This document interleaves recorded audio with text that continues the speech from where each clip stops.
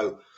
Before you know it, it's part two of the videos on how to design a model railway layout. Now, as I've said in the introduction, this design process is there to help me design my perfect layout. So some of the aspects I'm going to talk about will relate specifically to me and my requirements. But overall, what I'd like you to do is just to take away the process and then apply your own thoughts and your own criteria, and you will come up hopefully with your own perfect layout if that's what you're looking for. If you're just building a small layout and you're not quite sure where to start, this actually might be of some use to you as well. So please don't just dismiss it and go and watch something more interesting. Stick around and have a listen, see what you think. Now, number two in this series of videos gets us into looking at the vision. What's the vision? The vision is really what you're trying to do when you build your layout. What do you want it to do? What do you want it to look like? What is the overall thing going to give back to you? Now, if you're building a very simple layout, it could be that you know exactly what you want. As I said earlier, I'm going to build a Great Western Terminus. I'm going to build an engine shed layout. That's the vision. There's no detail, there's no nothing. It's just basically that's what I want to do. Now, for some people, that's a very simple step, and they make that step without even thinking about it because they might like a particular company, a particular era, a particular country, and they might say, right, I'm going to build this station, or they might find a track plan that is prototypical and say, this is what I'm going to build. So that whole kind of vision thing is just passed over. They've gone through it. They don't realize they've gone through it. For me, the vision became more important because what I set out to achieve was my perfect layout. What actually does that look like? So what I had to do is to try to define what I wanted. In my case, I started to make a list. So when I got down to producing a list of what my perfect layout looked like, it actually turned out to be a series of functions rather than a list of things that I wanted. Now, I could have written, I want a turntable, or I want a 25 platform terminus, but actually I was trying to get a little bit deeper than that and to understand what it was that my perfect layout did not had. And these are the three things that I came up with. I wanted variety of traffic, the ability to have lots of different trains. I wanted variety of operation, lots of different trains doing different things. One thing that has stuck with me through most of my modelling career is this ability to make a journey on the layout. I've always built bigger layouts, junctions instead of through stations, because I want to be able to make a journey. And here's what those aspects actually mean when it comes to doing a track plan or doing a design of some kind. In order that you get variety of traffic and operational interest, I wanted all relevant classes of trains to be featured. So I wanted fast freights and unfitted freights and mineral trains and fast passenger and ordinary passenger. I wanted all that lot because that gives me my variety of traffic and operational interest. And it led me to believe right at the outset that storage would be key. I wanted lots of trains and I needed somewhere to put them. It also meant, if I was going to make a journey, that I was going to have multiple nodes. Now, what's a node? A node is a mathematical term that basically means a point. So if you think of a square's got 4 nodes, one on each corner.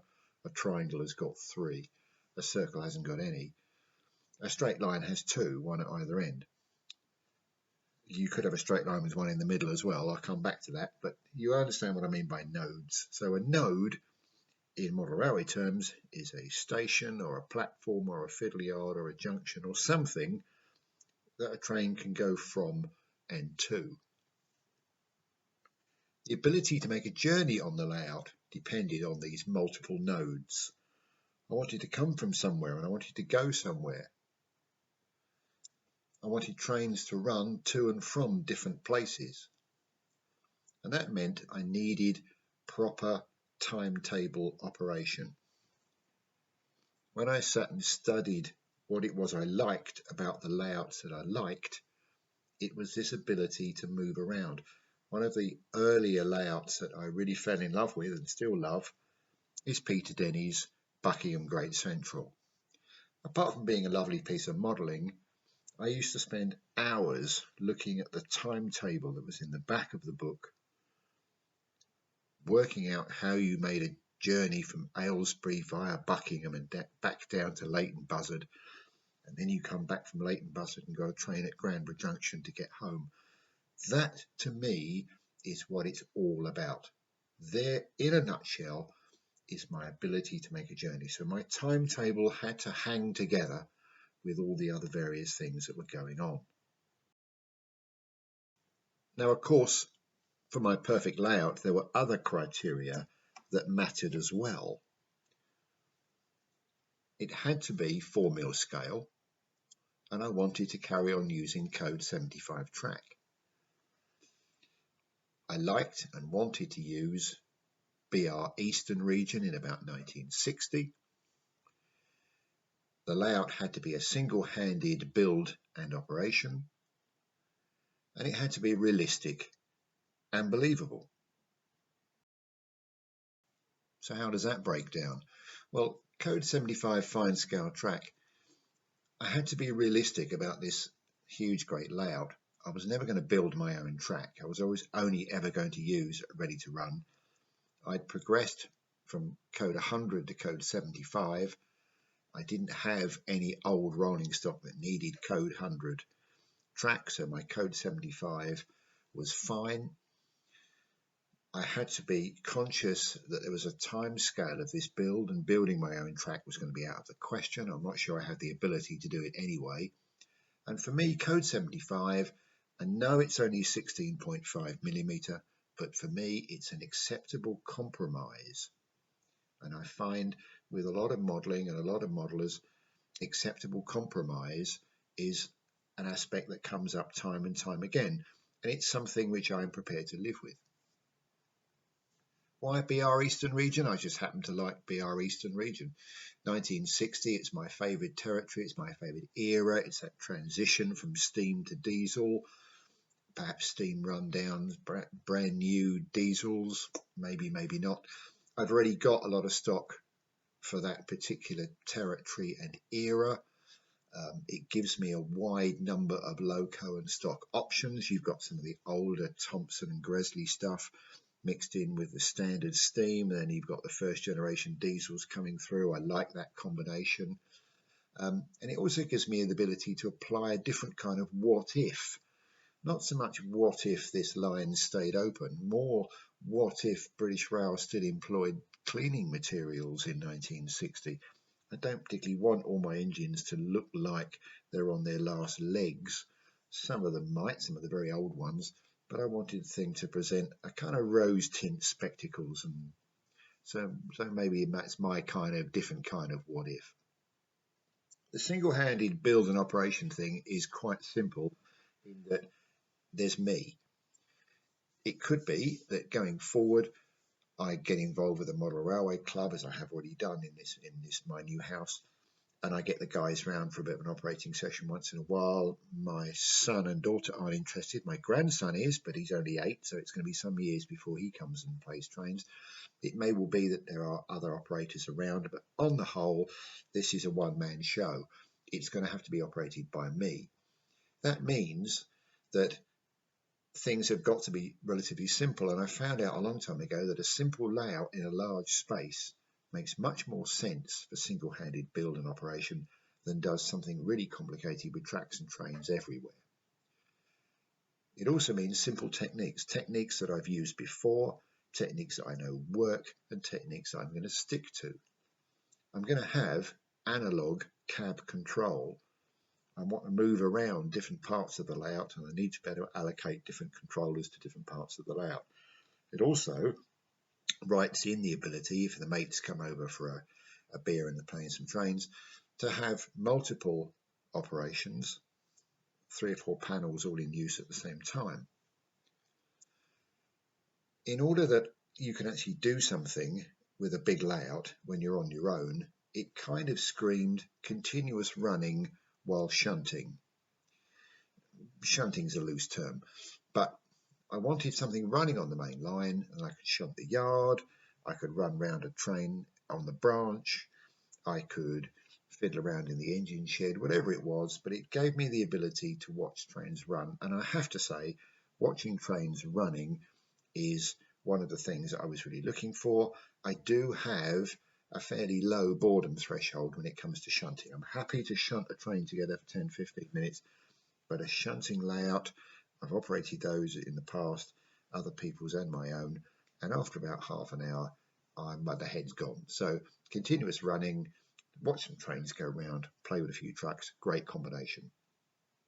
Finally, because it's single-handed build and operation, I'm very much reliant on ready-to-run stock. I do have some kit wagons and some kit coaches. I'll continue to expand.